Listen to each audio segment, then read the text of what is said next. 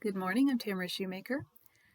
I was in the fifth grade when a swarm of 17-year locusts came to the city where I lived, that is Asheville, North Carolina, and they almost literally took over the entire eastern side of the city. In case you haven't heard of them, this type of insect lays their eggs really deeply underground, and then they hatch 17 years later. And so the resulting insects fly in these massive buzzy clusters that's almost like, World War III, but the enemy isn't approaching in these overhead planes, but rather in this horrid winged, red, bulgy-eyed, nasty-looking flying army. And they don't have any qualms about landing on people and hooking their little bent-up legs into people's shirts or their hair, sometimes two at a time, almost like, hey, you take the right, I'll go to the left, and when she goes crazy, we'll call Bob in over there and he'll finish her off in a frontal attack.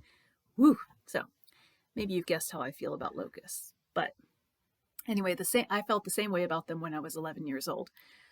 We lived on the west side of Asheville, so for some reason the locusts didn't really cluster over there. They weren't as prevalent. But on the east side of Asheville, which is where I went to school and I went to church, and my mom worked over there, so I'd visit her sometimes at her workplace. So I had plenty of experience entering this war zone where these locusts are. At school, recess became torturous, right? I made up excuses to stay in the classroom if I could while the rest of the class went outside. Trouble with that plan was, since the teacher had to leave someone inside with me, that became very noticeable very quickly.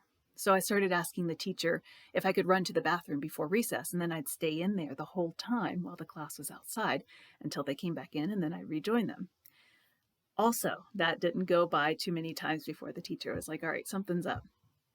So it didn't take, so after a little bit, she kept me inside. She sent the rest of the class back outside to recess with the neighboring class next door.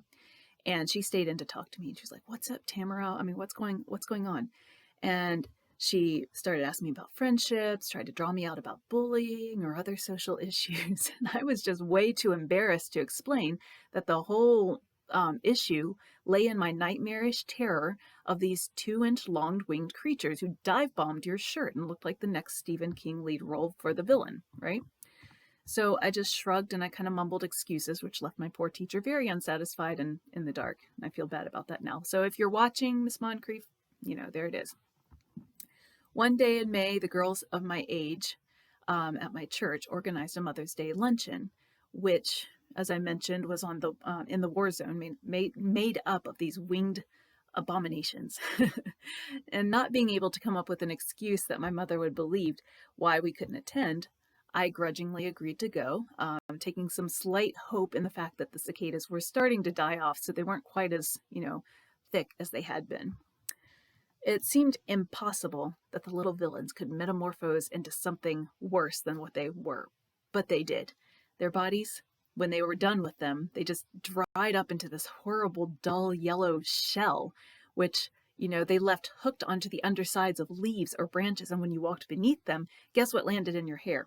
Yeah, I'm not traumatized. But anyway, those shells were everywhere. I had to avoid trees, which was difficult to do in the wooded area where our church was. But as soon as my mom and I walked into the building for the Mother's Day get-together, I breathed a sigh of relief. And I went to help go get the luncheon ready. And so my mom went into the eating area with the other moms, and the girls were all in the kitchen. And so we were putting the food together, and one of the ladies in our church was supervising it. And we had planned, kind of a multi-course luncheon where we would bring out hors d'oeuvres first, and then we would have light sandwiches and fruit salad and other things like that. So I was really excited just to kind of, make this a nice time for my mom. And anyway, one of the girls had this brilliant idea for a practical joke. And so I'm sure you figured out what it is by now. But she said, hey, let's go fill up their hors d'oeuvre bowls with the locust shells. We'll cover them up with napkins and we'll see what they do. No! Anyway, yeah, the other girls said. Not my idea. Anyway, so I stayed inside while they went out and they gathered a ridiculous amount of shells. And they brought them back in and they dug their hands down into the buckets to fill up the bowls. Anyway, carefully hiding the piles of shells under the napkins, they laid the bowls out on the table, and we each had to pick up one to carry into our moms. I could have refused, but I would have ruined the joke, and I would have made all 10 girls in my girls club mad at me for doing that.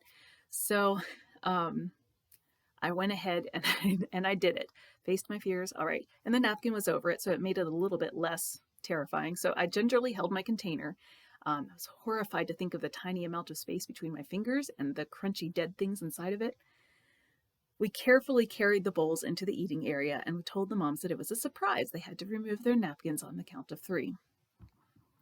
So the shrieks and the squeals when this happened made the whole joke worth it. I even enjoyed it just a little bit from my vantage point in the corner of the room. But then came the awful task of carrying the bowl back to the kitchen, and this time the napkin wasn't there because one of the girls had gone around and picked up all the napkins for recycling. So I had to carry the bowl back into the kitchen while seeing these things in the bowl right there in my hands. These dead, empty, departed creatures with absolutely no impetus left in them. And so I got about 2 steps toward the kitchen and I dropped the bowl. The things went everywhere. They blanketed the carpet and my sandaled feet that were left bare to their scratchy, clingy legs. Ew, ew, ew, ew, ew. Anyway. Ugh. Ugh. Okay. Huh. So I jumped back with a shriek. It took several seconds, but the situation became clear in that space of time. Tamara would not clean up the cicadas. Tamara would not crouch in the corner of the room. Actually, Tamara would crouch in the corner of the room, shaking like a leaf. And so, bless her, one of the other girls came forward and she scraped the bodies into the fallen bowl and she carried it back out to the kitchen. And they got rid of the cicada shells. But, all right, I need to recover from that story. Okay, I just told you a whole story about these things because it is a good story, but there's a tiny little aspect of that story that really stood out to me today as I was reading James 2:14 to 26. And in that space, he's talking about faith, and he's talking about the deeds that accompany faith. He says, "What good is it, my brothers, if a man claims to have faith but has no deeds? Can such faith save him?" James's audience is the 12 tribes scattered among the nations, Hebrews, Israelites, the people who originated from Abraham as a result of God's covenant with Abraham to make his descendants as numerous as the stars in the sky and as numerous as the sands on the seashore, right? And all of these people would know the Hebrew Shema, that is a repetition of Deuteronomy 6:4, which says, "Hear, O Israel, the Lord our God, the Lord is one." So when James gets to chapter 2, verse 19, he drops a loaded point on his readers. You believe that there is one God. You pray the Shema. You've heard of our one God since we were babies, right? You know this like the back of your hand. But knowing without doing will not save you. James's way of putting this is intense. You believe that there is one God. Good. Even the demons believe that and shudder. This is not faith. Demons do not have faith because they know God exists. They know God exists, and they do everything they can to war against him, right? Because they know, too, that their time is short, their doom is sealed, and from the day the tomb emptied, they've known this. James's whole point is wrapped up in chapter 2, verse 26, when he says, "As the body without the spirit is dead, so faith without deeds is dead." So those cicadas couldn't dive bomb me anymore by the time they became the hors d'oeuvres course at the Mother's Day luncheon, right? They didn't have any more impetus. They were just shells, of what they had once been. There was no spark of life that moved their wingtips anymore. They were ineffective. They were immobile. They were effective in terrifying me, but that was the only thing they were effective at. So as my mom used to say, they made a hole in the water, right? In other words, there was nothing that they could do that would restore their life or their movement because they were dead. Hebrews chapter 11 gives us the Faith Hall of Fame, which is a list of many of the heroes of biblical history who put feet to their faith, who believed and acted, and who held firm and often died for it. Which begs the question I'm going to ask right now. At the end of your life, the end of my life, when I look back and take stock of all that I said and all that I did, when you look back and take stock of all that you said and all that you did, will the dids match the sads? Will you and I be able to truly see the beautiful feet that brings the good news brought by faith because we believed enough to act?